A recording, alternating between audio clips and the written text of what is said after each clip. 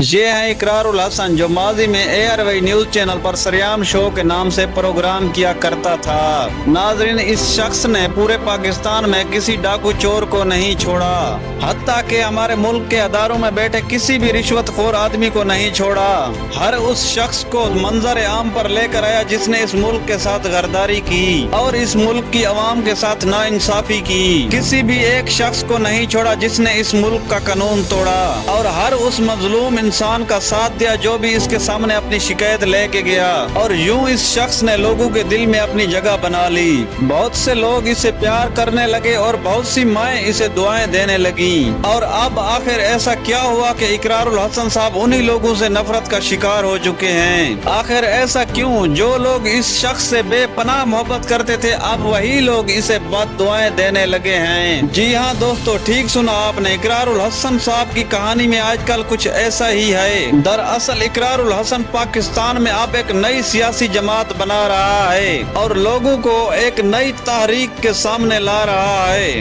اب نہ جانے ایسی کون سی مجبوری پیش آ گئی جو اقرارُل حسن صاحب کو سب کچھ چھوڑ چھاڑ کر سیاست میں آنا پڑا۔ آخر ایسی کون سی وجہ ہے جو یہ شخص اب سیاست میں آ کر اپنی ایک نئی پارٹی بنانا چاہتا ہے؟ جی ہاں دوستو، ٹھیک سنا آپ نے، آج کل یہ بندہ پورے پاکستان میں جا کر لوگوں کو اپنے اعتماد میں لے رہا ہے، اور سننے میں یہ بھی آ رہا ہے کہ یہ بندہ نوجوانوں کی ایک نئی تحریک بنانا چاہتا ہے۔ ناظرین، اب یہاں پر میرا آپ لوگوں سے ایک سوال ہے، کیا پاکستان میں پہلے سیاسی پارٹیوں کی کوئی کمی ہے؟ جہاں پر پہلے سے اتنی بڑی سیاسی جماعتیں کام کر رہی ہیں، کیا یہ کافی نہیں ہے کہ پاکستان کی عوام پہلے ہی سیاسی پارٹیوں میں تقسیم ہو کر بکھر چکی ہے، اور اب یہاں پر یہ بندہ ایک بار پھر سے پاکستان کی عوام کو ایک نئی جدوجہد میں دھکیل رہا ہے؟ اور سننے میں یہ بھی آیا ہے کہ یہ بندہ نوجوانوں کی تحریک بنا کر انہیں آگے لانا چاہتا ہے اور ان کو لیڈر بنتے دیکھنا چاہتا ہے۔ لیکن جب اس بندے سے انٹرویو میں پوچھا گیا آپ ایک سیاسی جماعت بنا کر آخر نوجوانوں کو آگے کیوں لانا چاہتے ہو، تو اس شخص نے جواب میں کہا کہ پاکستان پولیٹکس کا نظام بہت خراب ہو چکا ہے۔ مطلب پاکستان اسٹیبلشمنٹ میں جو پہلے سے سیاسی پارٹیاں ہیں، مسلم لیگ نون یا پاکستان تحریک انصاف اور وغیرہ وغیرہ، تو ان لوگوں نے پاکستان کی عوام کی خدمت کرنے کے بجائے اسٹیبلشمنٹ کو اپنا کاروبار بنا لیا ہے۔ پاکستان میں اپنی سیاسی جماعتوں کے نام پر دکانیں کھول لی ہیں اور کسی عام آدمی کو آگے نہیں آنے دیتے۔ انصاف کا نظام جو ہے وہ بالکل ختم ہو چکا ہے، اور جہاں تک میرا خیال ہے کہ پاکستان پولیٹکس کے نظام میں بالکل ایسا ہی ہے۔ تو ناظرین، ایسی کچھ وجوہات ہیں جو یہ بندہ نئی پولیٹکس پارٹی بنانے پر مجبور ہو چکا ہے۔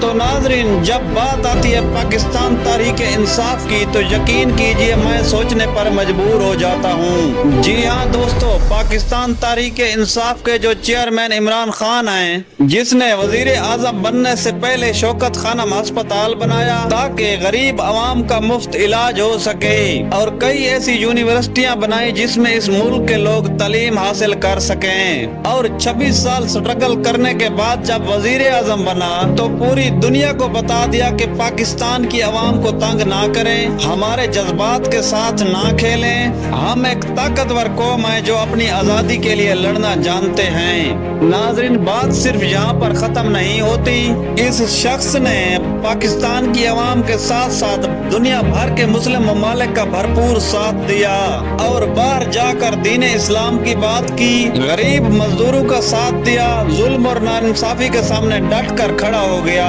اور ناظرین، جہاں تک بات ہے اسٹیبلشمنٹ میں دکانداری کی اور نسل در نسل والا جو سلسلہ ہے، تو میرا نہیں خیال کہ پاکستان تحریک انصاف میں ایسا کوئی فالٹ ہے۔ جی ہاں دوستو، ٹھیک سنا آپ نے، اگر عمران خان چاہتے تو اپنے بچوں کو سیاست میں لا سکتے تھے، لیکن انہوں نے ایسا نہیں کیا کیونکہ وہ جانتے تھے कि पाकिस्तान पॉलिटिक्स का निजाम पहले ही नस्ल दर नस्ल से चल रहा है और इस शख्स ने इस निजाम को खत्म करने के लिए पाकिस्तान की आवाम को सब कुछ बता दिया। नाज़रीन, इस शख्स ने इस निजाम के सब पोल खोल कर आपके सामने रख दिए।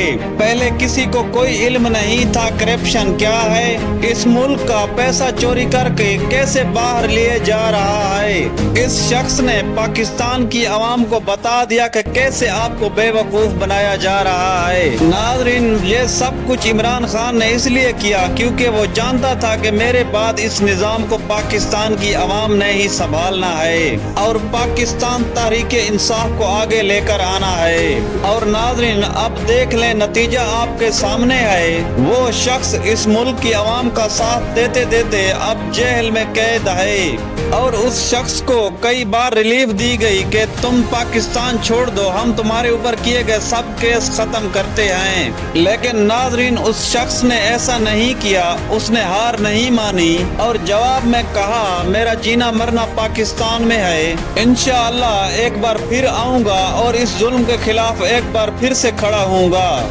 तो नाज़रीन, मेरा नहीं ख्याल कि पाकिस्तान तहरीक इंसाफ में ऐसा कोई नस्ल दर नस्ल वाला सिलसिला है। पीटीआई जमात में जितने भी लीडर हैं वो पूरे पाकिस्तान में मुख्तलिफ खानदानों से हैं और इंशाअल्लाह इमरान खान के बाद भी ऐसा ही कोई लीडर आएगा जो इस तहरीक को इंसाफ की बुनियाद पर चलाएगा।